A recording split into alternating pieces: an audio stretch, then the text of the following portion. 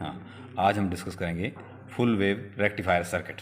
इसके लिए हमें चाहिए एक ट्रांसफार्मर, 2 डायोड और प्रैक्टिकल करने के लिए ब्रेडबोर्ड, मल्टीमीटर, सोल्डरिंग आयरन और सम कनेक्टिंग वायर्स।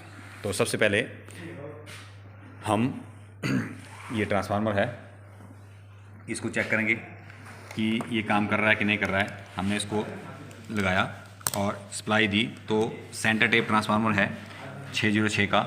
यहाँ पे हम चेक करेंगे कि ये 6 वोल्ट दे रहा है कि नहीं दे रहा है। तो यहाँ पे ये 6 वोल्ट दे रहा है, मल्टीमीटर में नज़र आ रही है,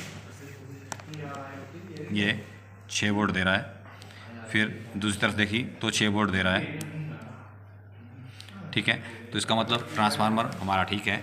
अब हमने जो सेंटर टेप ट्रांसफार्मर के जो 2 टर्मिनल हैं, उनमें जो पॉजिटिव वायर थे उनके टर्मिनल को कनेक्ट कर दिया एज पर डायग्राम। और हमें यहाँ पे हाफ वेव रेक्टिफायर सर्किट की तरह काम करेगा। ये हाफ वेव एक, ये हाफ वेव दूसरा। तो यहाँ पे हमें 2.6 वोल्ट और यहाँ भी 2.6 वोल्ट मिलेंगे। तो हम ये डीसी होंगे, तो हम मीटर को 20 वोल्ट के ऊपर सेट कर देते हैं। और ये 2.7 वोल्ट, 2.9 वोल्ट, ये नो लोड वोल्टेज है।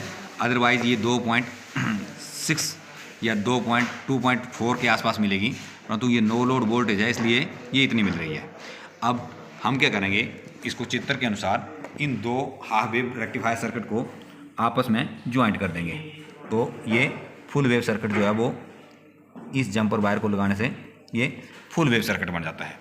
अब क्या है, अब इसकी वोल्टेज जो है वो यहाँ से 606 का था, तो यहाँ पे ये वोल्टेज जो है वो आपको ये मिलेगी 6 वोल्ट। तो ये फुल वेव रेक्टिफायर सर्किट जो है वो हो गया। ये 5.72 वोल्टेज मिल रही है।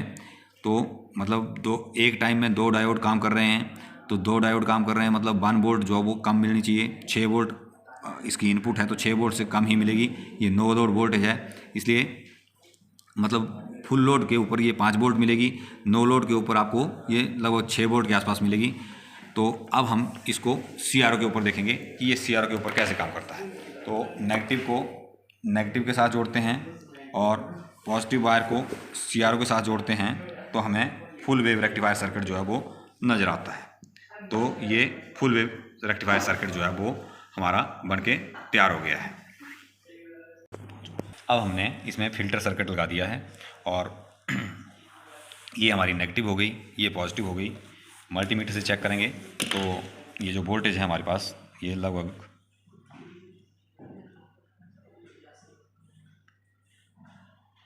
नो लोड वोल्टेज जो है वो 12 वोल्ट हो गई है, ठीक है। क्योंकि हमने जो कैपेसिटर है वो 25 वोल्ट का लगाया हुआ है और जो हमारे पास इनपुट वोल्टेज है वो 6 वोल्ट है और इसमें स्टोरेज कर ली। अब हमने इसमें लोड नहीं लगाया, तो ये वोल्टेज जितनी इसने स्टोर कर ली है वो भी दिखा रहा है। परंतु हमारा काम ये नहीं है, हमारा काम है कि आपको CRO के ऊपर दिखाना कि ये जो वोल्टेज है वो DC है और पल्सेटिंग नहीं है, फिल्टर होके मिली है। तो नेगेटिव को नेगेटिव के साथ लगा दिया और यहाँ पे ये आपकी फिल्टर्ड DC वोल्टेज जो है वो मिल रही है, ठीक है। अब DC का पता कैसे लगाएंगे? DC का पता लगाने के लिए एक तो ये हमारी एक्स एक्सिस से जब हम इसको लगा रहे हैं तो ये DC और DC ये है। पहले क्या मिल रही थी, कैपेसिटर नहीं लगा रहे थे तो पहले ऐसे लाइनें मिल रही थी, जैसे यहाँ पे दिखाया गया है। पहले ऐसे मिल रही थी, अब ये फिल्टर होके ऐसे हो गई है। तो अगर हम इसमें कॉइल फिल्टर लगाते हैं तो और प्योरीफाई हो जाएगा। अगर हम मतलब इसमें ज़्यादा माइक्रोफैराड का कैपेसिटर लगाएंगे तो और फिल्टर हो जाएगी, तो ये स्ट्रेट लाइन बनती जाएगी। अब ये कितनी वोल्ट DC है ये बताएगा कि ये वोल्टेज डिवीज़न 5 के ऊपर है और ये एक ब्लॉक 5 डिवीज़न का है। यहाँ से ये 5 और ये 5 से ऊपर लगभग 6 वोल्ट होनी चाहिए थी, परंतु हम अभी नो लोड के ऊपर काम कर रहे हैं तो ये 6 वोल्ट से ज़्यादा है। जब हम इसके साथ लोड रेजिस्टेंस लगाएंगे, जैसे चित्र में दिखाया गया है, अगर हम ऐसे लोड रेजिस्टेंस लगाते हैं तो जितनी इनपुट वोल्टेज है उससे कम वोल्टेज जो है वो आपको मिलेगी। परंतु हमने इस लोड रेजिस्टेंस को नहीं लगाया हुआ है, हमने सीधा फिल्टर सर्किट लगा दिया, तो ये वोल्टेज जो है वो थोड़ी सी बढ़ के मिल रही है। तो ये लगभग 7.5-8 वोल्ट जो है वो आपको मिल रही है, ठीक है। और मल्टीमीटर से चेक करेंगे तो यहाँ पे ये जो वोल्टेज है वो आपको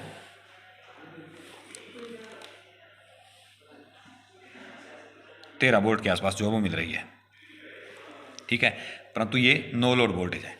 फिल्टर हमारा काम था कि वोल्टेज को मतलब इसको वेव को फिल्टर करना। तो पल्सेटिंग डीसी से हमने इसको रेक्टिफाइड डीसी मतलब फिल्टर्ड डीसी वोल्टेज जो है वो बना दिया। ये लगभग डीसी के इक्विवेलेंट काम करेगी, ठीक है। अब दोबारा से स्टेप बाय स्टेप करेंगे, हम इसको निकालेंगे तो अपनी वेव शेप को चेक करेंगे कि इसको निकाला तो ऐसे, ये बिना फिल्टर सर्किट के डीसी है, इसको बोलेंगे फुल वेव रेक्टिफायर। और अगर हम दूसरी तार को भी निकाल देते हैं तो हमारे पास ये यहाँ से गई, इसको निकाल देंगे तो ये हाफ वेव, तो इस तार को निकाल देंगे तो ये हाफ वेव है।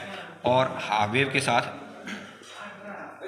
अगर हम हाफ वेव की फिल्टर सर्किट करेंगे तो अभी थोड़ा सा पॉज करते हैं वीडियो को। ये आपकी हाफ वेव, अब हम हाफ वेव को फिल्टर करेंगे, लाइव करेंगे। तो ये मैं कैपेसिटर लगा रहा हूँ और ये फिल्टर्ड डीसी हो गई हाफ वेव की, ठीक है। मल्टीमीटर को 20 वोल्ट पे रखा और वोल्टेज को चेक करेंगे तो ये आपकी वोल्टेज जो है वो